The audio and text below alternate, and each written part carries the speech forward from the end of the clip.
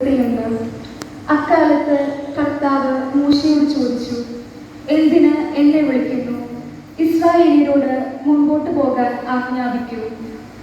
Israel സമുദ്രമധ്യേ വരണ്ട ഭൂമിയിലൂടെ കടന്നു പോകാനായി നീ നിന്റെ വടിയെടുത്ത് കടലിന്റെ മീതെ കൈനീട്ടി അതിനെ വിഭജിച്ചു നിർത്തുക.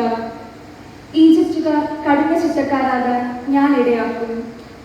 അവർ നിങ്ങളെ പിന്തുടരും. അങ്ങനെ ഫറവോനും അവന്റെ സൈന്യവും രഥങ്ങളും കുതിരപ്പടയാളികളും വഴി ഞാൻ മഹത്വീകൃതനാകും. ഫറവോനും അവന്റെ കുതിരപ്പടയാളികളും രഥങ്ങളും വഴി ഞാൻ മഹത്വീകൃതനാകുമ്പോൾ ഞാൻ കർത്താവാണെന്ന് ഈജിപ്തുകാർക്ക് മനസ്സിലാകും. ഇസ്രായേൽ സൈന്യത്തിന് മുൻപിൽ പോയിരുന്ന ദൈവദൂതൻ അവിടെ നിന്ന് മാറി പിന്നിലെത്തി. മേഘസ്തംഭവും അവരുടെ മുൻപിൽ നിന്ന് പിൻപിലേക്ക് മാറി. അത് ഈജിപ്തുകാരുടെ സൈന്യത്തിന്റെയും ഇസ്രായേൽ സൈന്യത്തിന്റെയും ഇടയിൽ സ്ഥാനം പിടിച്ചു. ഈജിപ്തുകാരെ സംബന്ധിച്ചിടത്തോളം അത് ഇരുണ്ട മേഘമായിരുന്നു. അതേസമയം അത് ഇസ്രായേലിയർക്ക് വെളിച്ചം വീശിക്കൊണ്ടിരുന്നു. മോശ തന്റെ കരം കടലിലേക്ക് നീട്ടി. അപ്പോൾ കർത്താവ് ഒരു ചുടുകാറ്റ് രാത്രി മുഴുവൻ വീശിക്കുകയും കടലിനെ പിന്മാറ്റി വരണ്ട ഭൂമി സംജാതമാക്കുകയും ചെയ്തു. വെള്ളം രണ്ടു ഭാഗമായി മാറി നിന്നു. ഇസ്രായേലിയർ കടലിനു മധ്യയുള്ള വരണ്ട ഭൂമിയിലൂടെ പ്രയാണം ചെയ്തു. വെള്ളം ഇടതുവശത്തും വലതുവശത്തും ഭിത്തികൾ പോലെ നിന്നിരുന്നു. അവരെ അനുധാവനം ചെയ്തിരുന്ന ഈജിപ്തുകാരും ഫറവോന്റെ കുതിരകളും കുതിരപ്പടയാളികളും രഥങ്ങളുമെല്ലാം കടലിന്റെ മധ്യത്തിലൂടെ അവരുടെ പിന്നാലെ ഇറങ്ങി. മേഘസ്തംഭത്തിലൂടെയും അഗ്നിസ്തംഭത്തിലൂടെയും ഈജിപ്തുകാരെ ദർശിച്ചു കൊണ്ടിരുന്ന ദൈവം പ്രഭാതത്തിൽ അവരുടെ സൈന്യത്തെ നശിപ്പിച്ചു. രഥത്തിന്റെ ചക്രങ്ങൾ മറിഞ്ഞു. അവ അഗാധത്തിൽ ആണ്ടുപോയി. അപ്പോൾ ഈജിപ്തുകാർ പറഞ്ഞു, ഇസ്രായേലിനെ വിട്ട് നമുക്ക് ഓടിപ്പോകാം. എന്തെന്നാൽ കർത്താവ് അവർക്ക് വേണ്ടി നമ്മോട് യുദ്ധം ചെയ്യുന്നു. കർത്താവ് മോശയോട് വീണ്ടും അരുളി ചെയ്തു, ഈജിപ്തുകാരുടെയും അവരുടെ രഥങ്ങളുടെയും കുതിരപ്പടയാളികളുടെയും മേൽ വെള്ളം വന്ന് മൂടുന്നതിന് നിന്റെ കരം കടലിനു മീതെ നീട്ടുക. മൂശ കടലിന്മേൽ കൈനീട്ടി. സൂര്യോദയ സമയത്ത് കടൽ പൂർവ്വസ്ഥിതിയിലെത്തി. ഈജിപ്തുകാർ പിന്തിരിഞ്ഞോടുകയും ജലം അവരെ മൂടി.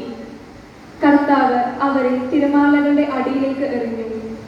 ഇസ്രായേലിനെ പിന്തുടർന്ന് കടലിൽ ഇറങ്ങിയതും ഫറവോന്റെ സൈന്യത്തിൽപ്പെട്ടതുമായ എല്ലാ രഥങ്ങളെയും കുതിരപ്പടയാളികളെയും പിന്തിരിഞ്ഞു വന്ന ജലം മൂടിക്കളഞ്ഞു.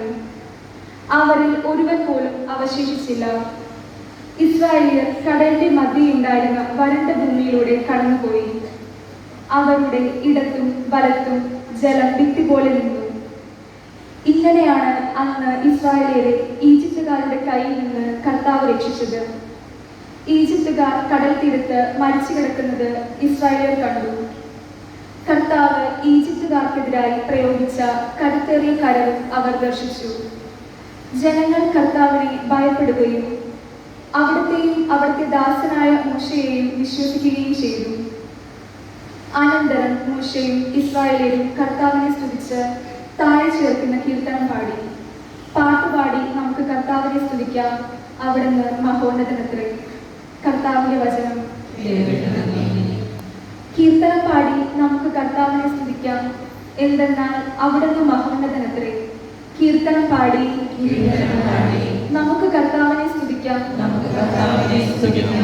എന്തെന്നാൽ അവിടുന്ന് മഹോന്നതനത്രേ. കീർത്തനം പാടി നമുക്ക് കർത്താവിനെ സ്തുതിക്കാം. അവിടുന്ന് മഹോന്നതനത്രേ. എന്റെ ശക്തിയും മഹത്വവും കർത്താവത്രേ. എനിക്ക് അവിടുന്ന് രക്ഷയായി തീർന്നിരിക്കുന്നു. അവിടുന്നാണ് എൻ്റെ ദൈവം, ഞാൻ അവിടുത്തെ സ്തുതിക്കും.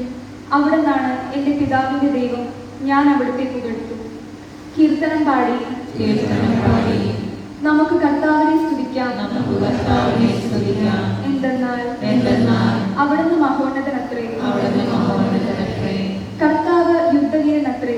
സർവശക്തൻ എന്നാണ് അവിടുത്തെ നാമം.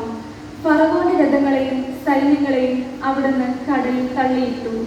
അവന്റെ തിരഞ്ഞെടുക്കപ്പെട്ട സേനാധിപർ ചെങ്കടലിൽ മുങ്ങിത്താണു പോയി.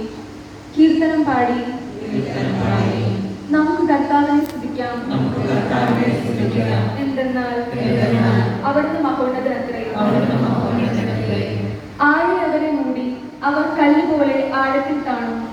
കർത്താവെ, അങ്ങേ വലതുകരം ശക്തിയിൽ മഹത്വീകൃതമായി. കർത്താവെ, അങ്ങേ വലതുകരം ശത്രുവിനെ സംഹരിച്ചു. കീർത്തനം പാടി നമുക്ക് കർത്താവിനെ സ്തുതിക്കാം. എന്തെന്നാൽ അവിടുന്ന് മഹോന്നതനത്രേ. കർത്താവ് തന്റെ ജനത്തെ കൊണ്ടുവരും. അവിടുന്ന് സ്ഥാപിച്ച വിശുദ്ധ മന്ദിരത്തിൽ അവിടുന്ന് അവരെ നട്ടുപിടിപ്പിക്കും. അവിടുന്ന് എന്നേക്കും രാജാവായി ഭരണം നടത്തും. കീർത്തനം പാടി നമുക്ക് കർത്താവിനെ സ്തുതിക്കാം.